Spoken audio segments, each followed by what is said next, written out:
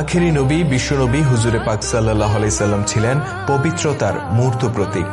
ইতিহাসের সর্বশ্রেষ্ঠ মহামানব তিনি, নবিকুলের শিরোমণি তিনি সেই মানুষ যাকে সমগ্র সৃষ্টি জগতের প্রতি রহমত হিসেবে অভিহিত করেছেন স্বয়ং আল্লাহ রাব্বুল আলামিন।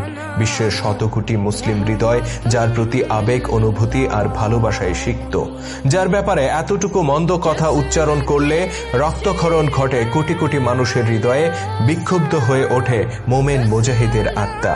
কিন্তু ইসলাম প্রচারের প্রারম্ভকালে এই মানুষটিকেই সহ্য করতে হয়েছিল বহু অপমান। আঘাতে আঘাতে জর্জরিত হয়েছিল তার পবিত্র দেহ, শুনতে হয়েছিল পাগল, গণক, মিথ্যাবাদী, জাদুকর এমন নানা অপবাদ।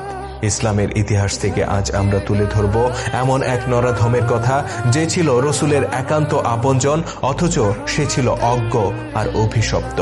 ইতিহাসে সেই একমাত্র ব্যক্তি যে রসুলে পাক সাল্লাল্লাহু আলাইহি সাল্লাম এর পবিত্র চেহারা মোবারক লক্ষ্য করে থুতু নিক্ষেপের দুঃসাহস দেখিয়েছিল, আর এর পরিণতি হিসেবে তাকে পৃথিবীতেই ভোগ করতে হয়েছিল ভয়ানক